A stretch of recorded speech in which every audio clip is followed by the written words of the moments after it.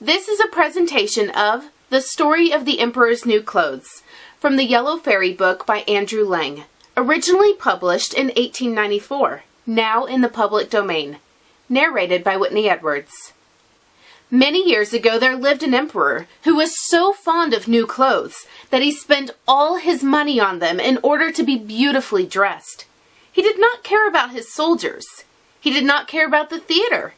He only liked to go out walking to show off his new clothes. He had a coat for every hour of the day, and just as they say of a king, he is in the council chamber.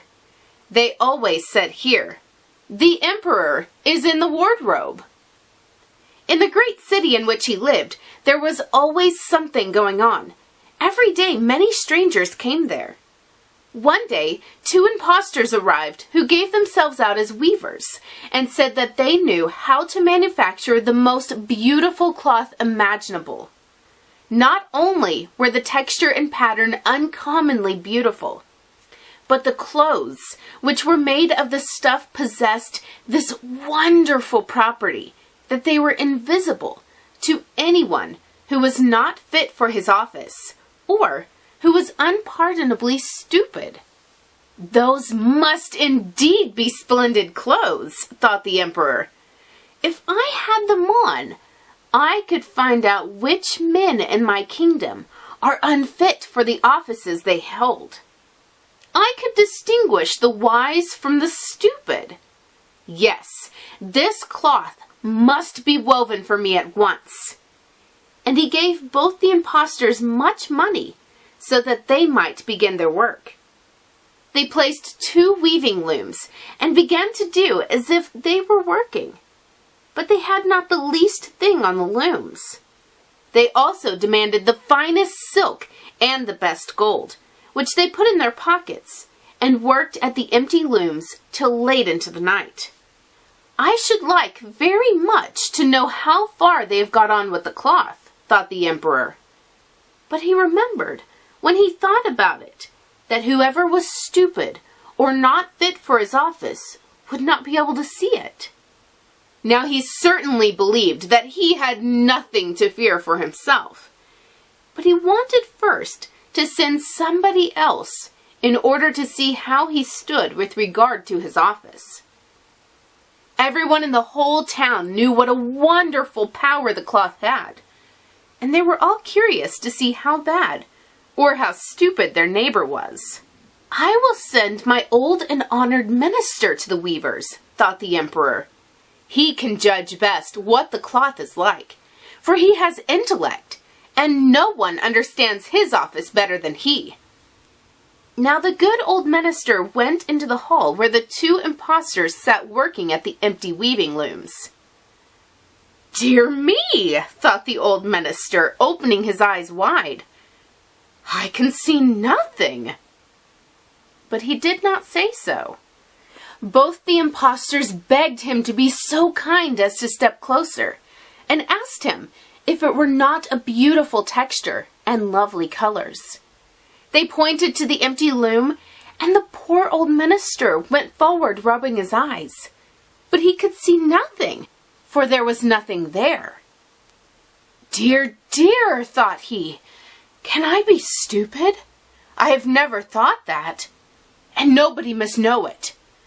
Can I be not fit for my office? No, I must certainly not say that I cannot see the cloth. Have you nothing to say about it? Asked one of the men who was weaving.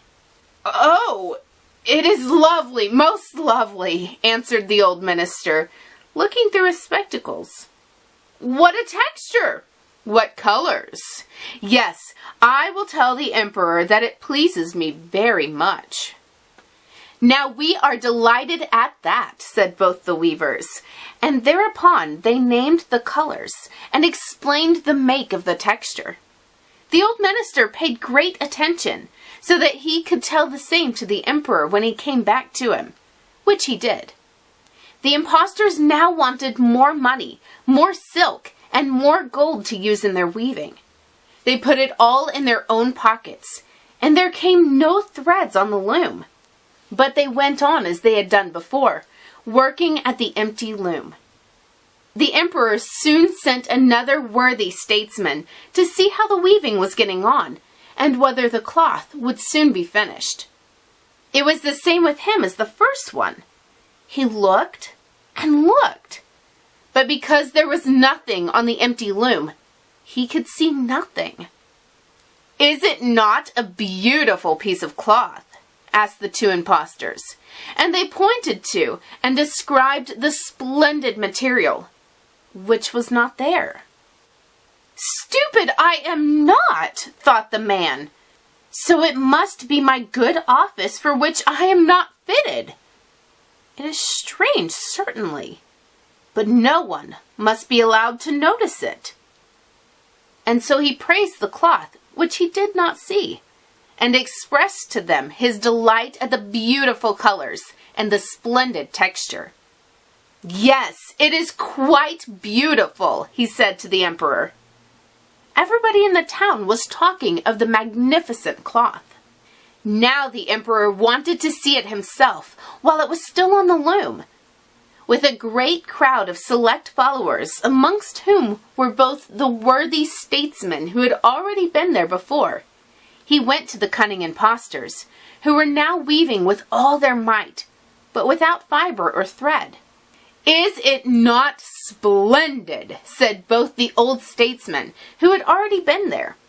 "See, your majesty, what a texture! What colors!" And then they pointed to the empty loom, for they believed that the others could see the cloth quite well. "What?" thought the emperor. "I can see nothing. This is indeed horrible. Am I stupid? Am I not fit to be emperor? That were the most dreadful thing that could happen to me. Oh, it is very beautiful," he said. "It has my gracious approval." And then he nodded pleasantly and examined the empty loom, for he would not say that he could see nothing. His whole court round him looked and looked, and saw no more than the others.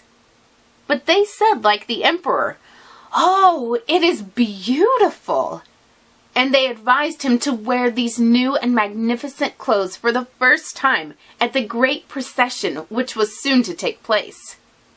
"Splendid! Lovely! Most beautiful!" went from mouth to mouth.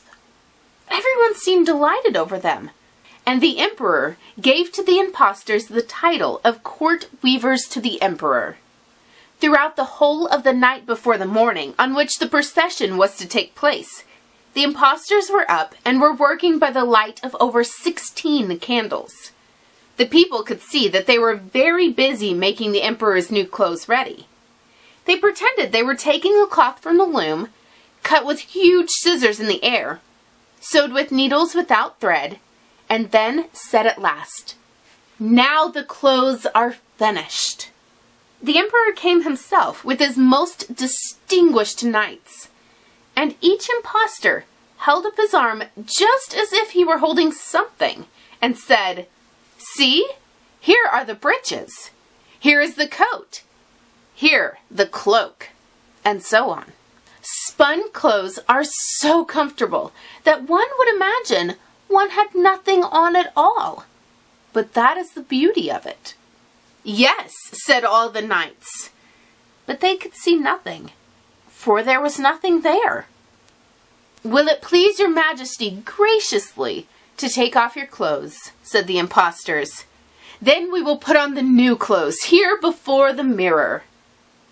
The emperor took off all his clothes, and the impostors placed themselves before him as if they were putting on each part of his new clothes, which was ready.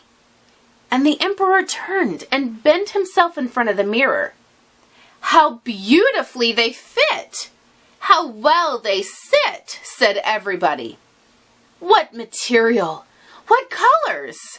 It is a gorgeous suit." "They are waiting outside with the canopy which your majesty is wont to have borne over you in the procession," announced the minister of the ceremonies. "Look, I am ready," said the emperor. "Doesn't it sit well?"